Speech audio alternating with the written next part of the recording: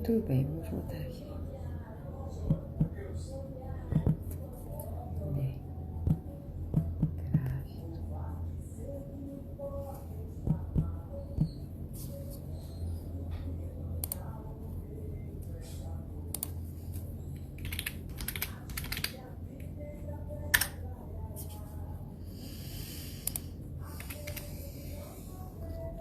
Vamos ver aqui o professor Dália Grave. Dália Grave, Neto. Deixa eu ver aqui.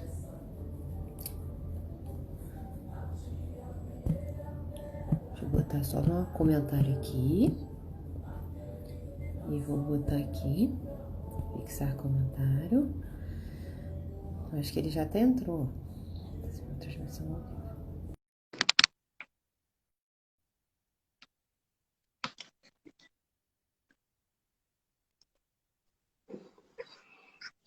E aí, Olá, Carol, tudo bom? tudo bem, querido? Tudo jóia? Como é que tá o Rio de Janeiro? Tudo bem. Sabe que desde a primeira semana da quarentena, olha que vexame, eu te chamei para fazer uma live comigo. Você me É desprezou, verdade. né? E aí eu insisti algumas vezes, depois eu falei assim, não vou mais insistir, coitada, vou recolher minha insignificância, porque Não, não tem nada de o homem é muito insignificância. colado. E aí desisti, e aí recentemente que retomamos essa ideia, que já é uma ideia um pouquinho fora do eixo, assim, porque não é uma live jurídica, não precisa falar de nenhuma MP, da caducidade de Que nada, bom, vai que estar bom. tá liberado, pode testar à vontade, hoje é sexta-feira, e aí nós Eu vamos tô, me- eu tô falar. meio nervoso, eu tô meio Ah, nervoso, Carol. mentira, vai se catar.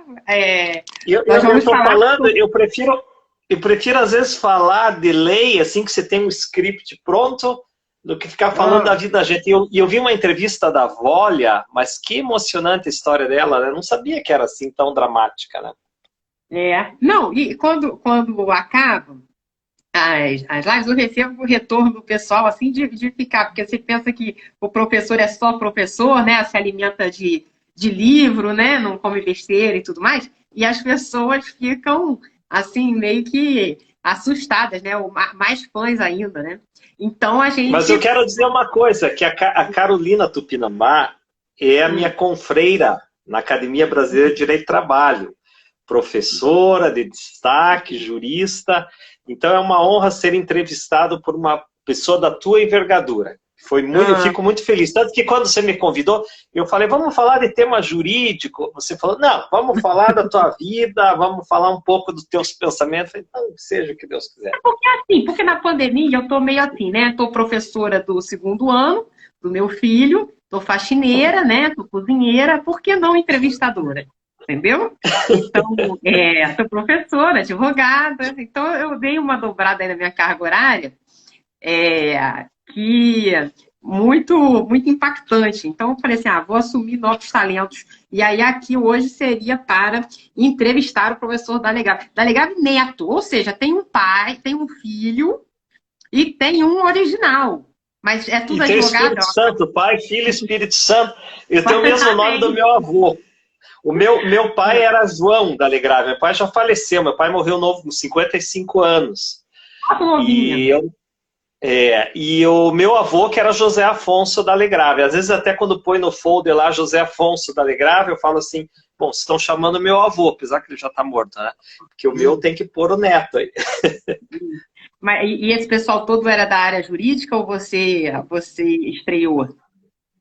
Na verdade, eu não tenho ninguém da área jurídica. Eu fui o primeiro advogado a entrar, a ingressar. E eu, desde pequenininho, eu era meio metidinho a besta. Eu me lembro que eu chegava dia das crianças, reunia a família num restaurante tradicional que tem aqui em Curitiba, no Madalosso, Santa Felicidade, e eu subia na cadeira e fazia discurso. Imagina eu com 10 anos, fazia discurso que os pais têm que dar mesada para os filhos, e é, daí meu avô, meu pai disse, puxa, esse aí vai ser advogado, não tem jeito. Então daí eu acho que desde pequeno já diziam que eu ia ser advogado. Não Eles consegui eram o quê? escapar. Eles trabalhavam com o quê? O meu pai foi jogador de futebol, Ah, O meu pai mentira! trabalhou... Sério, mas não Esportista foi mesmo, assim, atleta? não foi nenhum Neymar, assim, né? E depois trabalhou com representação comercial. E o meu avô trabalhava um pouco na política, ele era meio ligado ao PMDB, assessorava deputados, né? Hum, Mas ninguém da área jurídica, não. Tu já pensou em ser político, não? Se eu já pensei, o que é ser Em ser político? político? É. Não. Você sabe que Você eu fui sabe fazer que direito eu porque eu acho que... achava que eu ia ser política? Eu acho bonito. Sério? Eu acho Mas bonito. você, acha que você tem mais jeito que eu para ser política, porque, veja, eu já tenho um braço assim, acadêmico, né, que é da aula, e um braço na advocacia. Hum. Então, eu acho que se eu fosse arrumar ainda OAB ou sair candidato, meu Deus, eu não ia dar conta. Eu já sou meio enrolado, porque eu pego muita coisa e depois não consigo assumir. Acho que política não é E aí, não é minha praia. mas aí você sempre, aí quer dizer, aí você pequenininho já demonstrava que queria, que ia seguir uma carreira assim da advocacia. Mas foi sempre assim, aí não chegou a pensar em ser outra coisa. Veja como é que são as coisas. Quando eu fiz aqueles testes vocacionais, ele deu Hum. jornalismo. Então, direito e jornalismo. E eu acho que hoje talvez eu fosse mais realizado se eu fosse jornalista. Eu adoro muito documentário, eu nas minhas horas livres, eu estou sempre vendo documentário, gosto de ler reportagens. Hum. Então, eu gosto do direito também, mas eu acho que talvez eu fosse mais feliz sendo jornalista. Sério? Sério, legal. Mas você não se Eu, sente realizado? Pra quem olha assim, diz que você, pô. Aí você posta uns negócios. Você sabe que eu adoro ver o seu Instagram, assim, os stories. Eu acho os mais inteligentes, assim. Eu acho muito as postagens que você faz. É você mesmo ou você tem uma pessoa para fazer essas coisas? não, sou eu mesmo. Eu adoro Não, escrever assim, né? Ainda mais quando eu estou sem fazer nada, ou assim, fim de semana, de noite, antes de dormir. Eu pego um tema, geralmente um tema polêmico, e eu escrevo assim, em 5 minutos. Depois você pode ver que sempre está editado os textos, porque daí eu começo a reler, daí eu corrijo o português. Não, está muito longo. Então, os meus textos, eles sempre começam, eu já publico, depois eu vou reeditando eles umas 3, 4 vezes para ficar Mas aí melhorzinho. mesmo eu vendo o seu Instagram, assim, aí aparece, né? Às vezes aparece a sua casa, assim, fundo, a sua esposa. Pô, dá a maior sensação de que você é o realizado da paróquia, assim, advogado, filho, milionário, uma mulher bonitona, né, com casão. Aí eu acho, assim, que você é assim, pô, quando eu crescer eu quero ser igual a ele, entendeu? Quero casar com um Você homem sabe bonito, quero ficar que assim, felicidade é uma coisa... Os gregos falavam da eudaimonia, né, que é a busca da felicidade. Eu acho que todos nós estamos buscando realizações pessoais, profissionais. Então, às vezes, a pessoa olha para um advogado e diz, queria ser que nem ele, um professor. Mas, às vezes, tem até um ditado popular, não sei se conhece, que diz assim, a pessoa vê as pingas que eu tomo, mas não vê os tombos que eu levo. Né? Então, aqui na rede social, a gente só mostra o nosso lado, assim, bacana, que a gente quer mostrar. Mas não significa, eu não creio assim que ninguém é assim 100% realizado. Eu tenho muitas frustrações, tenho muitos sonhos. Eu agradeço, minha vida é bacana, mas assim quem vê acha, pô, esse cara é o cara mais feliz do mundo. Não é tudo pô, o isso. cara bonitão, o cara todo arrumado, o cara faz sustentação. Eu penso isso, mas qual, assim, o que te faz rir na vida, o que te faz chorar? Eu gosto de rir muito. Eu adoro amigos que me fazem rir. Eu tenho um senso de humor, eu gosto de rir de mim mesmo. Né? Às vezes, quando eu estou com os meus amigos mais próximos, eu fico contando as minhas bolas fora e dou muitas bolas fora, porque eu acho que quem fala demais, né, e acaba dando mais bola fora. Então, eu tenho essa coisa italiana de falar bastante, né, quando me deixam à vontade. Então, eu adoro pessoas que me fazem rir. Né? Você é uma pessoa muito divertida, você é uma pessoa que todo mundo gosta de ficar do lado, que a gente fica dando risada o tempo todo. E o que me faz chorar é a pobreza. E eu sou, assim, muito sensível quando eu vejo crianças passando fome, vejo pessoas revirando lata de lixo. Ontem mesmo eu tive que ir na farmácia de noite e vi algumas pessoas dormindo na calçada, com cobertorzinho. Isso me corta o coração. Eu fico muito impactado quando eu vejo gente passando fome. ou tristeza. Eu fui para a África 2 anos seguidos fazer missão, 2011 e 2012. Foi uma experiência bem bacana, mas voltei de lá assim, chorando, né? Porque é triste, né? A miséria é uma coisa triste. Mas aí você foi o quê? Para fazer aqueles programas voluntários, Missão. é isso? Isso, é uma missão humanitária e também ligada à Igreja Batista. Eu sou da Igreja Batista e daí todo ano eles fazem um grupo de advogados, médicos e geralmente 15, 20 pessoas e a gente vai para Moçambique. Mas é um povo, apesar da pobreza, tem um povo muito alegre, muito querido e o idioma português também já facilita a nossa comunicação, né? Então é bem legal essa experiência. Olha, estão perguntando ali, qual a sua igreja? Eu sou da Igreja Batista. Não, tem um monte de gente aqui falando que você é a inspiração, que você é não sei o que você acompanha, que não sei. E realmente, né, agora com a pandemia, dá para acompanhar. Eu mesmo, quer dizer, a gente se via tão pouco assim, pessoalmente, acho que a última vez que a gente se viu, né? Foi no Rio de Janeiro, lá num evento. Lembra, no almoço lá? É verdade, aí você chegou lá no finalzinho. Mas antes também disso, foi bem rapidinho, né? Porque eu cheguei no almoço e já estava saindo já, no almoço da academia. Aí eu me lembro que eu fui também para Curitiba, você me levou uma vez para Curitiba, né? Aí... no congresso aqui? Baita no congresso?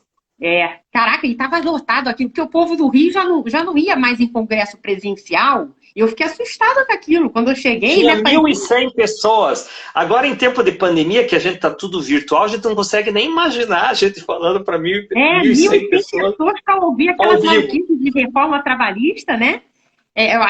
Mas foi divertido aqui. Eu não sei, eu assim, pouco conseguia ver as suas palestras, porque não tinha tanto isso, mas eu era a maior fã, assim, de palestra sua. E acho que gravava, sempre via. Você lembra de alguma situação, assim, alguma palestra que tenha te marcado muito, assim, alguma apresentação? Você fica nervoso? Eu vou destacar 2 momentos. Um momento bacana, que quando eu dei uma palestra na OIT, lá na Suíça. Foi, assim, para mim, emocionante. Agora, um momento ruim, assim, de palestra, foi que uma vez eu estava falando aqui em Curitiba, e era um pessoal de sindicato e também políticos, e eu falei, olha, aqui tem um sindicato aqui em Curitiba, que ele se nega, sindicato de trabalhadores se nega a fazer ressalva no termo, porque isso é um absurdo. O próprio sindicato dos empregados se negando a fazer ressalva ao trabalhador, e vou dizer o nome do sindicato, é o sindicato tal, tal, tal, tal. Nisso me levanta um dirigente sindical. O que o senhor está falando? Imagina, no meio da palestra, eu sou interrompido e a pessoa vem na minha direção. E o que o senhor está falando aí do sindicato? Eu não sei o que. Eu falei, olha, o que eu falei é o que eu presenciei, nós podemos conversar depois. Daí na hora do cafezinho, coffee break lá, eu tomando meu cafezinho, meu pãozinho de queijo, o cara veio na minha direção. Eu falei, ai meu Deus do céu, isso aí não vai dar certo. Daí ele, olha, eu tava meio nervoso, o senhor me desculpe, né? Ele falou, não, tudo bem.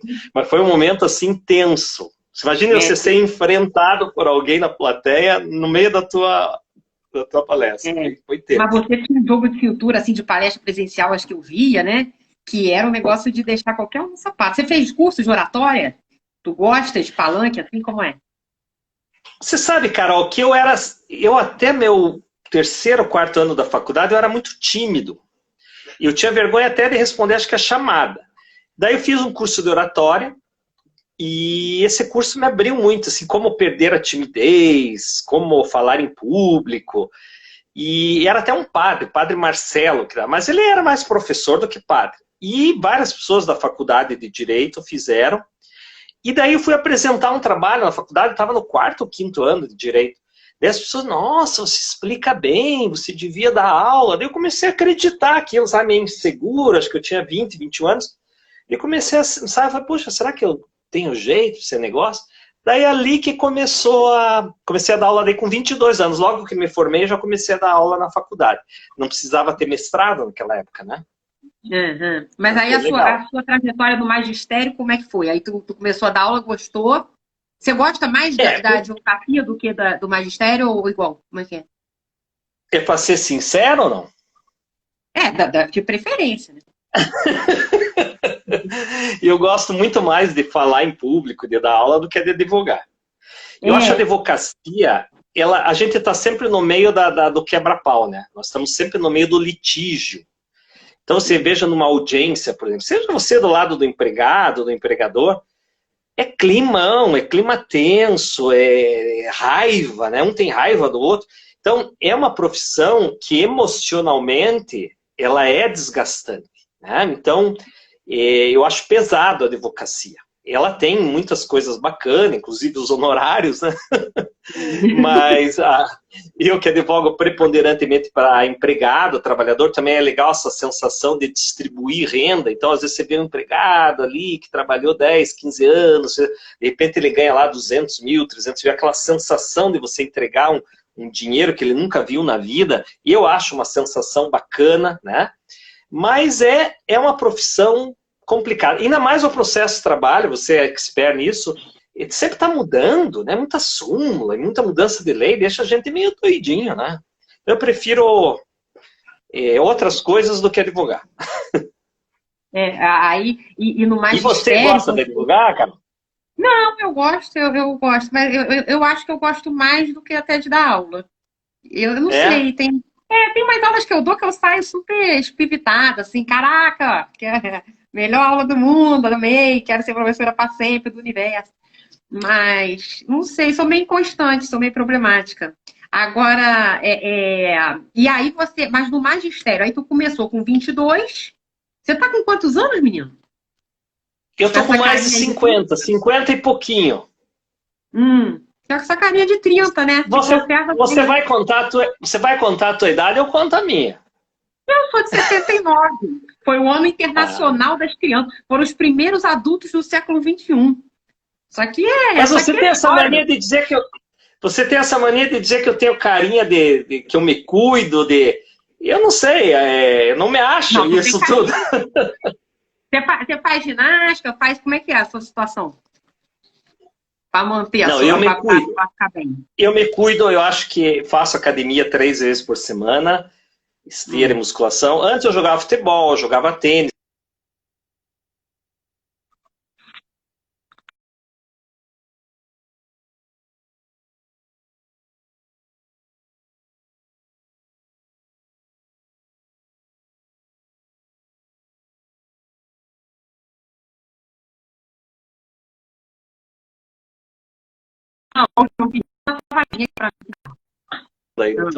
Mas agora estou ouvindo. Aí como é que é? É porque deve ser a informação até travou o negócio. Você faz 3 vezes por semana a academia, aí parou. Aí, não, eu acho que vaidade, Carol, todo mundo tem.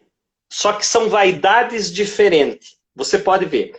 Tem gente que gosta de passar por vaidade intelectual. Gosta de... Tem outros que gostam de a vaidade de ser forte, bíceps forte. Tem outro que tem a vaidade de ser rico, não ficar contando quanto que tem, o patrimônio que tem. Tem outros que gostam de falar que é amigo do governador, que é amigo do presidente do TST. Então, vaidade você sempre acha nas pessoas. E até eu digo, quando você está negociando com alguém. Eu fiz agora, o ano passado, um curso em Harvard, lá um workshop sobre negociação no método Harvard. E ali eles ensinam argumentação. Mas se você descobre a vaidade da pessoa com quem você está negociando, por exemplo, a vaidade de ser novo, ou de ter dinheiro, ou ter poder, você tem que mexer com a vaidade da pessoa, no bom sentido, porque aí a pessoa vem para a tua vibração, para a tua vibe, e aí você começa a negociar. Interessante, né? Essa sintonia. E aí você tem um talento também negocial, né? Você faz muita negociação coletiva também, não faz? Eu já fiz muita negociação coletiva, mas também acho cansativo, eu prefiro ainda a advocacia individual do que a negociação coletiva. Mas, às vezes, quando eu comecei a dar aula, por exemplo, era uma greve dos técnicos de raio-x no Hospital Cajuru, e daí estava eu, o doutor Santiago, eu do lado dos trabalhadores, ele do lado... E eu, na época, era novo, era recém-formado, né? Daí começou essa ideia de dar aula, substituí-lo. Então, eu devo muito ao direito coletivo. Quando comecei a advocacia, eu comecei no direito coletivo. Depois que eu fui para advocacia individual. Deixa eu te fazer umas perguntas assim rápidas. Você tem saudade de alguma coisa? Deixa o quê? Te fazer umas perguntinhas assim rapidinho. Você tem saudade de alguma coisa? Saudade. Eu tenho saudades do tempo que eu jogava bastante futebol. E que hoje eu já não tenho mais tempo. É tanta live, tanta aula, que hoje eu quase não pratico muito esporte. Mas eu tenho saudades disso, do tempo que eu praticava bastante esporte. Uma referência afetiva assim na sua vida? Uma referência afetiva, eu acho que é minha mãe. Inclusive, ela está, nesse momento, no hospital, submetendo a um procedimento cirúrgico do coração. Então, nesse momento, mais ainda. Mas ela sempre foi uma referência para mim. Minha mãe sempre foi muito equilibrada, muito amorosa, né? Você é filho único? Amo minha mãe. Não, eu tenho uma irmã gêmea, que não é do direito, uma irmã mais velha e um irmão mais novo. Nós somos em 4. Nossa, bem animado, né? Natal animado, então, né? Animado. E a sua mãe é tipo uma matriarcona, então, né? Porque o seu pai faleceu cedo, aí a sua mãe botou essas crianças tudo para trabalhar. Sim. Era linha dura ou era um estilo assim que dava para levar? Não, não é linha dura, não. E a minha mãe, eu me lembro que ela que pagou minha faculdade, com muita dificuldade, e depois que eu me formei, uns 5, 6 anos depois, daí ela passou a ter dificuldade, ela tinha loja, daí eu peguei e fiz um cálculo, assim, de quanto que custava, assim, uma faculdade de 5 anos de direito. Na época do cheque ainda, né? Aí vem aqui, eu estou devolvendo todas as mensalidades que a senhora pagou para mim na faculdade por gratidão. Né? Porque no momento que eu mais precisei, a senhora pagou a minha faculdade. E eu sei que foi muito difícil, né? Só que, veja, eu fiz aquilo, né? Só que ela ficou tão emocionada com essa história. Eu falei, mãe, eu só estou devolvendo, né, aquilo que a senhora investiu em mim. Então, a minha mãe sempre foi muito batalhadora, sabe? Ela tinha loja. Ela criou os 4 sozinhos, na verdade, o meu pai, quando faleceu, eu já tinha 25 anos, 26 anos, então não era também criança, né? Mas a minha mãe que teve uma época da vida assim que segurou as pontas, né? E netos, vocês deram para ela? Netos, sim, eu tenho 2 filhos do primeiro casamento. Eu tenho 2 filhos, a Pietra e o Pedro. E ela tem um monte de neto, ela já tem até bisneto. É mesmo? Animada, família. Mas os seus filhos mais velhos têm quantos anos? Não, os meus filhos ainda não têm. Ela tem bisneto por parte da minha irmã mais velha. Né? Os meus filhos, a Pietra tem 26 e o Pedro tem 21. Pô, também, o de 21, né? Sei lá, o pessoal hoje está casando mais tarde, né? Mas daqui a pouco sua vez, as pessoas estão mais acomodadas, né? Mas você está animado para casamento, né? Você casou 2 vezes ou 3? 2 vezes, cara. Não precisa também exagerar. 2 vezes.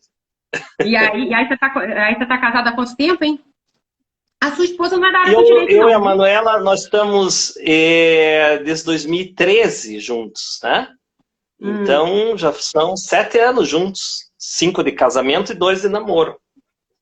A Manu foi minha aluna no curso LFG.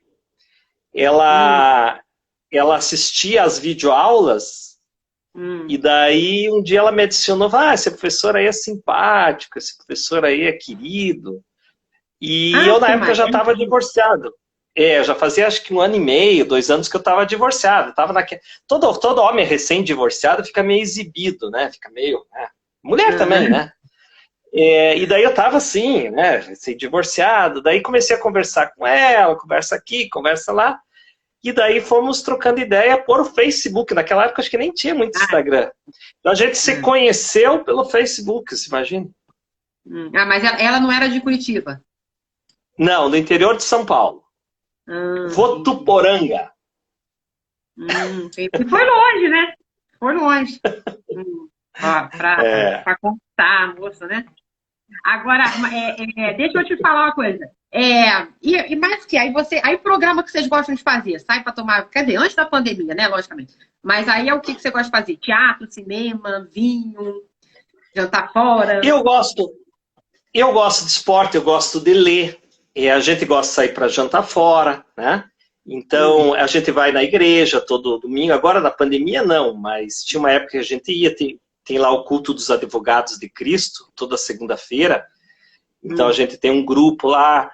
Agora, esse ano parece que parou tudo, né? Então, tudo que estou falando era até o ano passado. Mas nós temos uma chácara aqui por perto também, que a gente sempre está lá. Mas é uma vidinha assim, tranquila, não tem nada de grandes emoções, assim, né? Aí a chácara, porque você gosta dessa pegada assim de natureza, tu é urbano ou você é rural? Gosto, cada vez mais. E eu gosto das duas coisas. Eu gosto tanto, assim, digamos assim, Nova York, aquele glamour da cidade grande, restaurante, Times Square, mas gosto também do campo, né? Aquela coisa, se ficar numa rede, ligar uma lareira, conversar. Eu sou uma pessoa assim que não... Para mim, é que nem o inverno. Aqui em Curitiba é muito frio. Gosto do frio para trabalhar, usar gravata, tem que estar frio. Mas eu curto também uma praia, gosto de coisas assim mais verão, né? E que sonho que você tem assim para realizar pela frente, assim, um desafio bom para você cumprir? Um sonho... Veja, eu estou escrevendo um livro agora que não é de direito.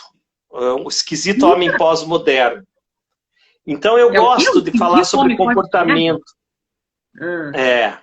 Eu gosto de analisar comportamentos. Para onde que a geração teen está indo, o que as pessoas estão consumindo, o que as pessoas esperam, as relações conjugais. Eu gosto assim de analisar, por isso que eu falei que a minha veia é jornalística mesmo, né? Então, isso é um sonho que eu tenho, escrever um livro que não seja do direito. Não sei se vai dar certo. Está pronto esse livro aí? Pois é, boa pergunta, porque acho que é uns 2 anos que eu estou escrevendo. Cada vez que eu escrevo, já está com 380 páginas. Daí, às vezes, as notícias defasam, que nem pandemia, né? Eu estava escrevendo, só que daí veio a pandemia, mudou tudo. Então, você fala em consumismo. Você acha que em 2020 o mundo está consumista? Não, as pessoas estão em casa. Eu vejo pelos meus sapatos ali. Falo, nossa, acho que o sapato olha para mim, olha para ele, assim, faz tempo que você não põe um sapato, né? É que a gente fica em casa, né? De bermuda, de chinelo de dedo. Então, o consumismo, ele reduziu muito esse ano. Então, às vezes, se você está descrevendo o mundo, de repente vence 2020, essa pandemia, muda todo o teu eixo, né? Complicado. Quais lições que você acha, hein, da pandemia está deixando para a gente, hein? Você está mudando muito, está refletindo muito, ou está num esquema mais liguei, assim, estou vivendo conforme a maré? Eu acho que a pandemia deixa muitas reflexões para a gente, não há dúvida, né? Uma delas, a solidariedade. Porque, veja, as pessoas que têm dinheiro, elas estão lá com o seu dinheiro aplicado e está rendendo. Elas não estão sofrendo tanto na pele. Agora tem pessoas desempregadas, tem pessoas que estão com a geladeira vazia, né?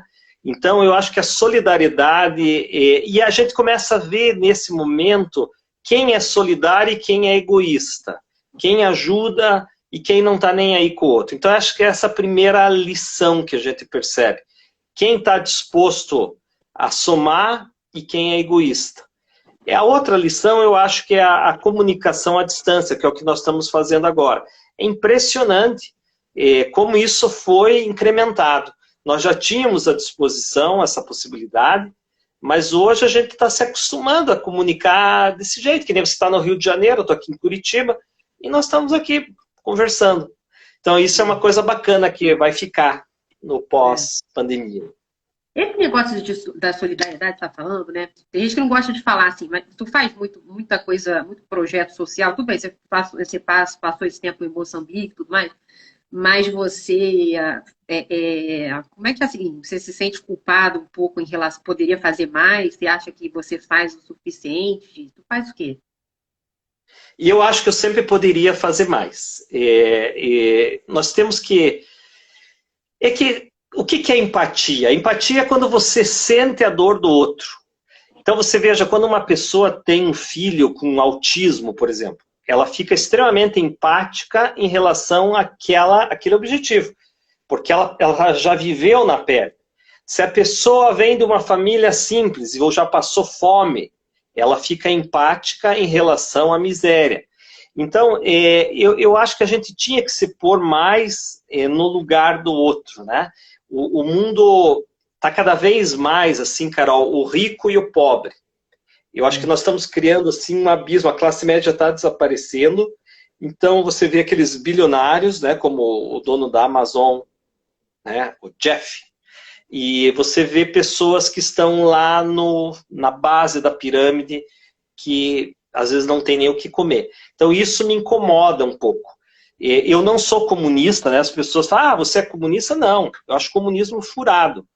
Até porque nunca existiu comunismo. O que existiu foi socialismo, né? Socialismo soviético, socialismo em Cuba, na Coreia do Norte, né? Que enquanto tem Estado, ele tem socialismo.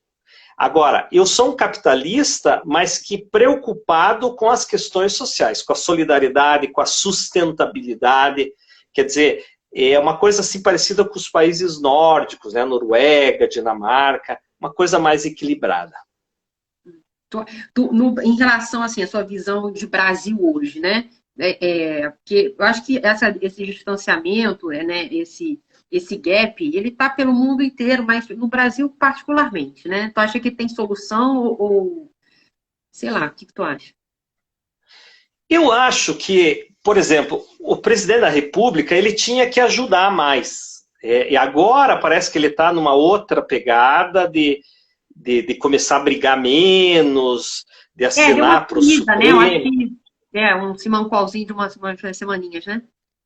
Estava muito assim, desde que o atual presidente assumiu, o Brasil parece que ficou muito assim, eles e nós, ódio. Ao mesmo tempo que isso tinha também no PT, né, são os extremos, assim, extrema esquerda, extrema direita, também tinha essa coisa, né, de provocação, mas hoje eu acho que piorou, nós estamos tudo assim, a direita e a esquerda, os bolsomínios e os petistas. Então, o Brasil está vivendo não só uma crise sanitária, como todo mundo, mas ele está vivendo uma crise econômica e uma crise de liderança. Nós não temos uma liderança no executivo, né? Talvez agora, eu tenho percebido que alguns acenos, que a gente volta. Então, se fala, o Brasil tem jeito se a gente começar a somar força, parar de ficar brigando. Vamos trazer gente boa técnica, né?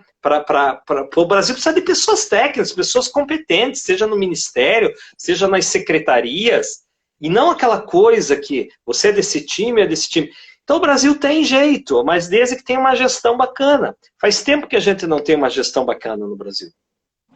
Se você fosse, assim, você está falando, o sujeito é coxinha, o sujeito é petista, se você se classificasse, você faria o quê? Um caminho do meio, é isso? Ou tu é alguma coisa mesmo? Eu sou, que nem Aristóteles diz, a virtude está no meio, né, no meio termo. Mas, digamos assim, eu tenho um viés mais social. Então, eu seria um centro-esquerda, longe de ser uma extrema esquerda, longe de pregar comunismo, socialismo, mas um capitalismo sustentável, com mais vontade de distribuir renda, com mais respeito, né? Então, eu não me identifico nem com a extrema-esquerda, nem com a extrema-direita. Um centro-esquerda, digamos. Eu votei na Marina Silva no primeiro turno, né? Porque de todas as opções que eu tinha, me parecia melhor, né? Então aí já mostra um pouco o meu perfil. E você sabe que eu, assim, né, antes de entrar na academia, eu te via mais, assim, palestra, não sei o que, não. Aí eu achava você meio comunista mesmo, né? Das coisas, assim. Aí quando é que eu falei assim, ué, gente, eu achava que ele era comunista, não é? Quando tu abriu a Câmara de arbitragem, como é que é? Canastra, né? Canatra. Aí, Canatra. Eu falei, ué, eu achava que ele era todo comunista, e daqui a pouco ele tá com Câmara de arbitragem trabalhista. Assim, você não acha que é meio... Não quebrou um pouco a lógica, assim, dos espectadores? Olha, isso é uma coisa que eu não gosto... Carol, foi bom você trazer isso. Isso é uma coisa que eu não gosto na esquerda, por exemplo. que nem a arbitragem. Ela veio prevista na reforma trabalhista só para os altos empregados, para quem ganha mais do que a dobra do teto, a Previdência, você sabe muito bem, porque você também fundou uma Câmara de Arbitragem aí no Rio de Janeiro. Então é uma coisa assim, personalizada para altos executivos. A esquerda já veio e diz, não, porque isso é coisa de neoliberal, isso aí é coisa, vocês vão privatizar a justiça. Calma, gente. Então esses discursos muito polarizados, seja da esquerda raivosa ou da direita patrimonialista, eu não gosto disso. Eu acho que a gente tem que ouvir. A Bíblia diz assim, ouvir tudo e reter o que é bom. Então, eu gosto de ler, para você ter uma ideia, pena que não está aqui o livro, eu leio tanto autores de direita como autores de esquerda. Eu sou capaz de ler Marx e sou capaz de ler, por exemplo, Mises, Ludwig Mises. Eu acho que é isso que a gente tem que fazer. As pessoas hoje, Carol, elas só, se você tem uma ideologia da esquerda, você só segue pessoas de esquerda, você só fica recebendo pessoas que estão ali batendo no presidente. Se você é um bolsominion, um seguidor do Bolsonaro, você só fica ali no teu grupinho falando mal do PT, do comunismo. As pessoas não saem disso. Eu acho que o legal é você ouvir sempre os dois lados, ponderar. Você não precisa tomar um partido. Eu sou desse daqui, eu sou daqui. Pondere. Quais são as ideias melhores? Eu acho que é isso que eu... E não é só no Brasil, né? Nos Estados Unidos, assim, também tem o Trump e os anti-Trump. Na União Europeia... O mundo está muito polarizado hoje, eu acho que isso não é legal. E tu falou que está escrito na Bíblia, né? Tu é um cara também que lê muita Bíblia, né? Já li muita Bíblia. A sua relação assim, com a religião, você falou já algumas vezes de culto, de tudo mais. Você sempre foi assim? Você descobriu isso como caminho? Como é que é? Do espaço de Você sabe como é que a gente fala muito às pessoas que são evangélicas, quando que você se converteu? Eu me converti, acho que quando eu tinha uns 28 anos, mais ou menos, a minha família já era assim, evangélica, eu fui o último a... Eu falei assim, não, essa coisa aí de ser evangélica é coisa de alienado, essas igrejas só querem tirar dinheiro, e realmente tem igreja, não vou citar nomes aqui, que é muito dinheiro, teologia da prosperidade, eu não gosto disso. Eu acho que espiritualidade é mais importante do que religião. Você ter uma fé em Deus, você ter uma intimidade com o Criador, isso é a coisa mais importante do que placa de igreja. Ah, que igreja que você é? Isso para mim é meio besteira. Né? Mas aí teve um cliente meu que nós fizemos um acordo trabalhista e eu, na época, lá, 28 anos, não me firmado em advocacia, nós fizemos o acordo em audiência e ele diz assim, no dia seguinte, eu me arrependi desse acordo, o senhor me induziu em erro, eu vou lhe processar na OAB. Eu fiquei muito nervoso, Carol, porque eu já estava dando aula e eu falei, esse cara vai destruir minha carreira. Eu sei que para encurtar a história, nesse momento, e daí veio o recesso de final de ano, eu tive um encontro com Deus. Eu falei assim, puxa, Deus, me ajude, porque eu não fiz nada de errado aqui, esse cara vai me processar na OAB, eu estou nervoso. Mas depois deu tudo certo. Eu coloquei para o juiz numa petição o que aconteceu. Ele marcou uma nova audiência e o juiz deu uma bronca no reclamante e disse, como o senhor se arrependeu? O senhor fez um acordo na minha frente, o acordo que o senhor fez foi super razoável e agora o que são essas ameaças? Então veja que interessante, foi no meio desse caos, desse medo, que eu acabei me aproximando de Deus. Mas eu não me vejo representado por essa bancada evangélica que está aí. Eu acho essa bancada evangélica muito conservadora, né? E muito preconceituosa, né? Muito homofóbica, muito dona da verdade. Então eu sou mais cristão do que evangélico. Eu acho que os evangélicos eles são muito quadradinhos, assim, e acabam até regredindo um pouco o nosso cenário. Agora, engraçado, você contou essa história, sabe o que mais me chamou a atenção? Olha meu amigo Otávio Calvé aí, ó, do Rio de Janeiro, assistindo. Esse é fera. Você sabe que o Otávio, eu tenho um carinho muito grande por ele, porque ele que me convidou para dar aula no LFG, depois ele teve o Instituto Calvé também, né? E porque eu dava aula só em Curitiba. E foi através do Otávio que eu comecei a dar aula fora de Curitiba. Meu abraço para você, querido. Yolanda, minha prima. E ele é bem fora da caixa também, né? Ele é bem... Eu gosto muito dele. E deixa eu te falar, mas sabe o que me impressionou isso que você falou?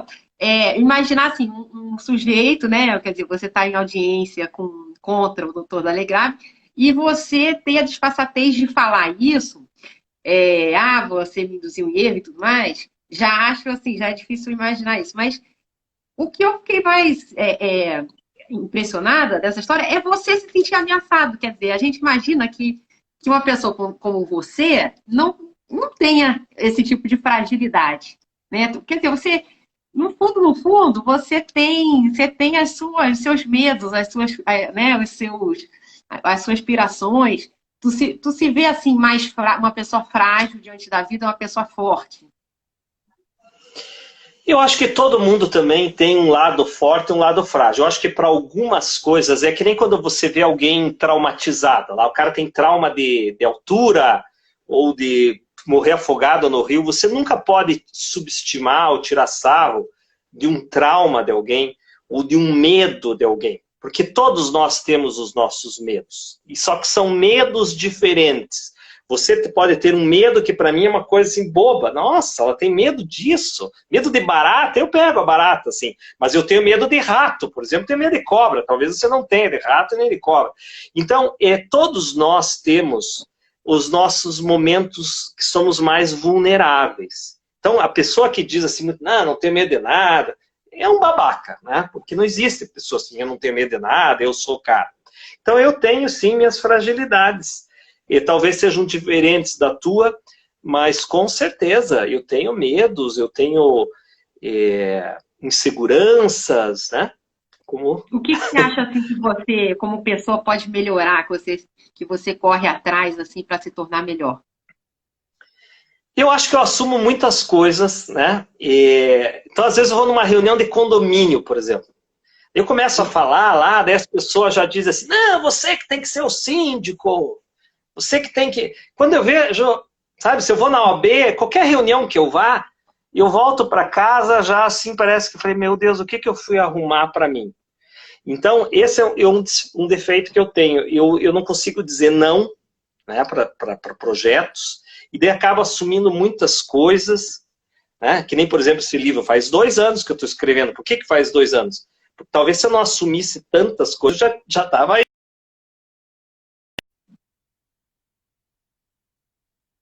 Eu admiro pessoas que são mais sinceras, assim, sabe? Não vou poder te atender, não vou...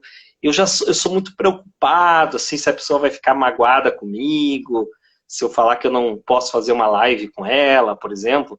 E essa época de live, leis, né? A gente vem tanto convite carinhoso pra gente, às vezes a gente quer fazer live com todo mundo, mas não tem como, né, Carol? Você sabe disso. Não, tu me deu perdido várias vezes. Você tá melhorando nisso aí. Comigo você falou não bonitinho. Ai.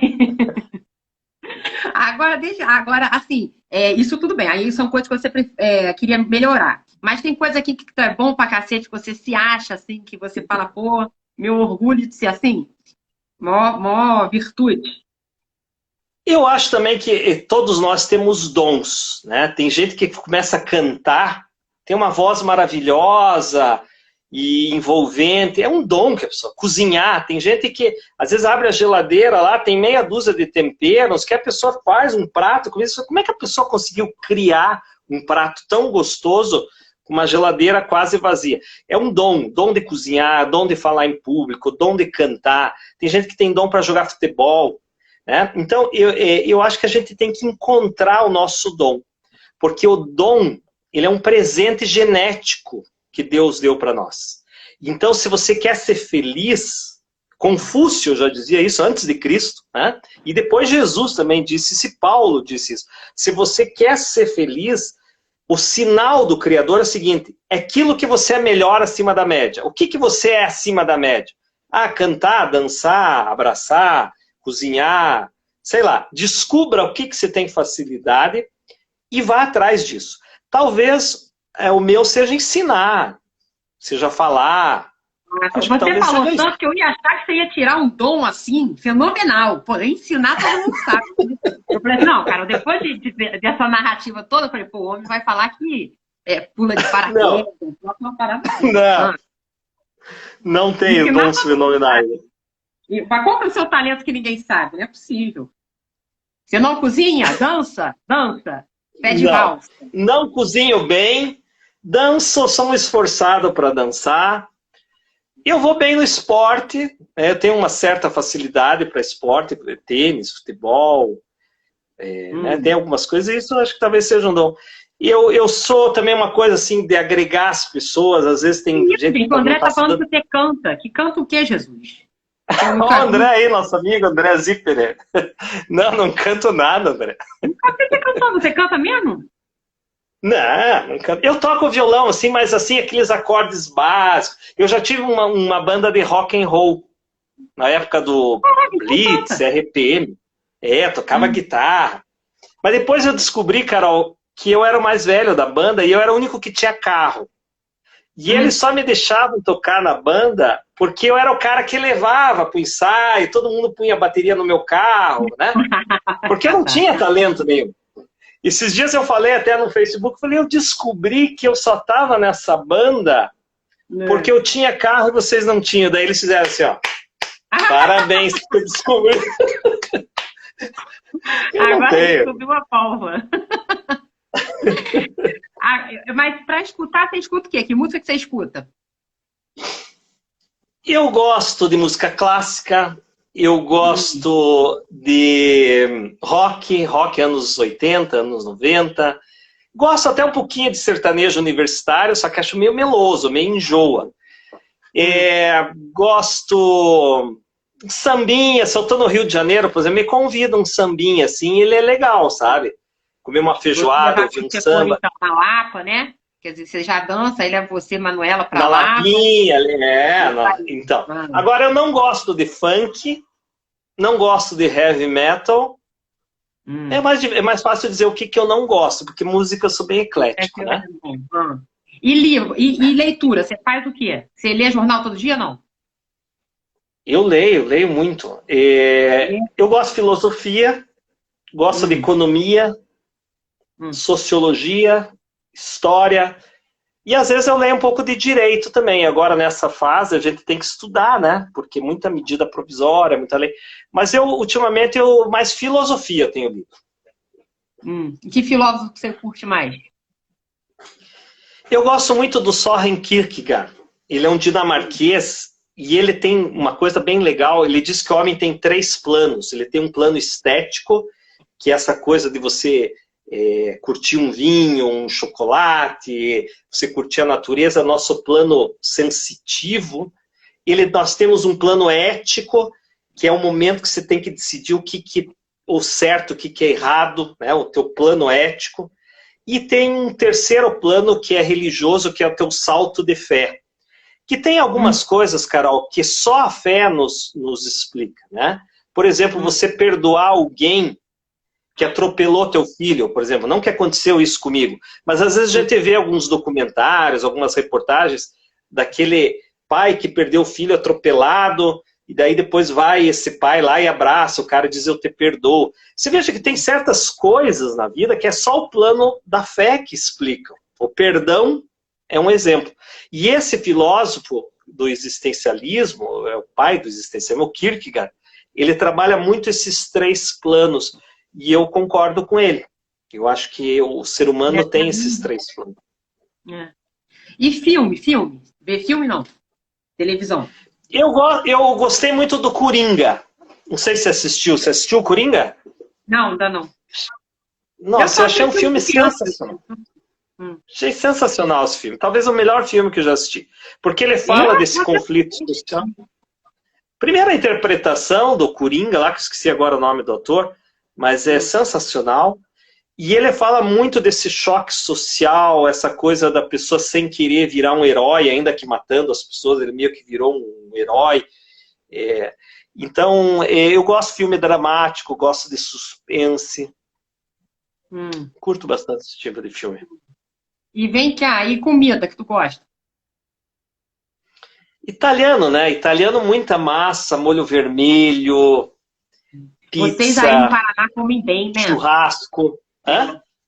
Não, aí Curitiba é uma cidade que se come bem. Se come, e tem um bom custo-benefício.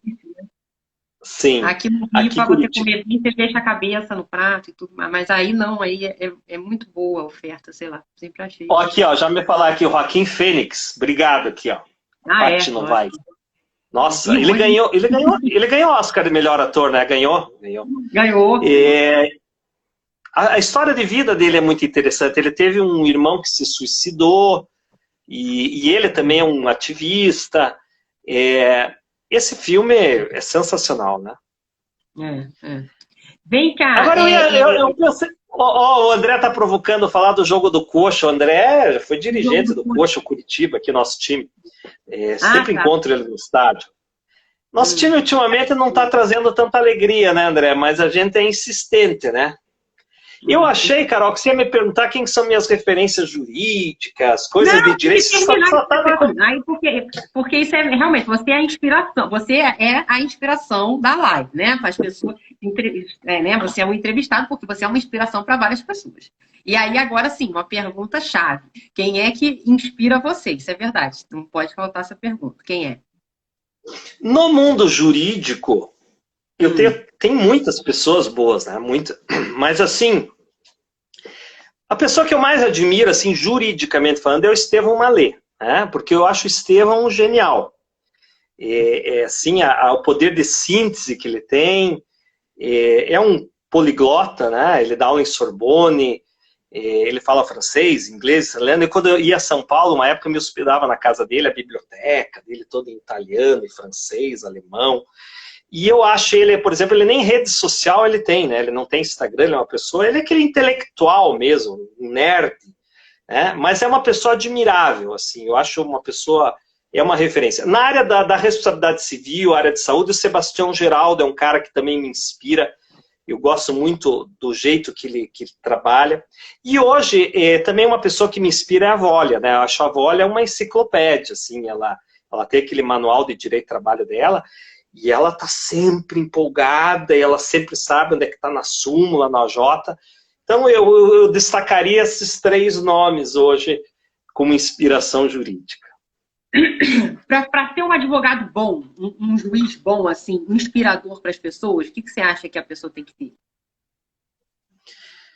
O juiz bom, ele tem que gostar do direito do trabalho. Eu acho que o pior juiz é aquele que não gosta de trabalhador.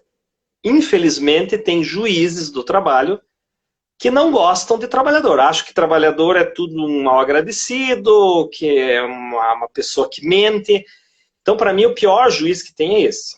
Agora, não é por causa disso que o juiz tem que ficar protegendo, ele tem que ser injusto. O juiz ele tem que aplicar a lei, sem preconceito. Se a empresa está certa, ele vai dar razão para a empresa. Se o empregado está certo, ele vai dar razão. Hoje também no direito do trabalho, na magistratura trabalhista, tem muitos juízes ideológicos, né? A gente que advoga, sabe, dependendo da turma que cai, essa turma puxa muito para o empregado, essa turma puxa muito para o empregador. Não deveria ser assim. Nós deveríamos ser equilibrados, não é verdade, Carol? O que você acha? Não, com certeza, com certeza.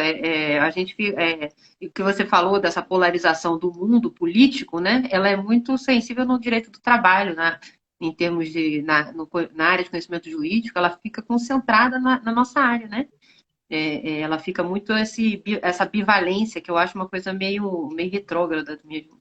Então, você tem que ter a cabeça aberta para ser juiz, para ser advogado. Para ser advogado, eu não sei, você, quer dizer, eu achava que, como você era neto, eu tinha a minha sensação era que você meio que tinha herdado um escritório e tinha tido um caminho mais tranquilo, né? Mas você, então, abriu um escritório. É uma coisa mais difícil. E eu não sei, você acha que a pessoa tem que ter para ser um bom advogado? Mas eu acho que você o advogado, eu acho que ele tem que ser, acima de tudo... Você é uma pessoa muito equilibrada, você é um caminho do meio, você é um sujeito Obrigado, tranquilo, cara. apesar de você ter falado das vaidades, me parece você uma pessoa muito pouco vaidosa, apesar de ter a presença de espírito que você tem nas palestras, né, nas comunicações, assim. Não sei o que você acha que te faz um bom advogado, ou se você se acha um bom advogado, né? Eu não sei se eu sou um bom advogado, acredito que seja, até nós fizemos uma audiência simulada essa semana lá, E o pessoal falou, nossa, você estava concentrado. Eu acho que a advocacia é uma coisa séria, né? Eu acho que quando um cliente passa uma procuração para nós, seja o trabalhador ou a empresa, a gente tem que levar a sério. Eu acho que você nunca deve entrar numa sala de audiência sem ter se preparado antes. Você nunca deve fazer uma sustentação oral sem ter estudado antes. Eu acho que se as pessoas confiarem em você, você tem que levar a sério. Você não pode fazer o prazo de última hora, fazer de qualquer jeito. Então, o nome da gente a gente vai construindo com zelo. O dinheiro é uma consequência, isso está muito claro para mim. O advogado que começa a querer ganhar muito dinheiro antes da hora, não vai se dar bem. Dinheiro é consequência de um trabalho sério, de um trabalho que o cliente vai falar de você. Olha, eu acho que você tem que ser uma pessoa humilde, acessível. Eu acho que o mundo não tolera mais gente arrogante, né? Seja juiz, seja advogado. As pessoas gostam disso. Você tem essa característica, Carol. Eu sempre falei isso. Você é uma coisa assim, a tua linguagem, o jeito que você fala na palestra também. Você é o que você é. Você usa a tua gíria, mas você também mostra o teu conhecimento, a tua erudição. Por isso que você faz sucesso.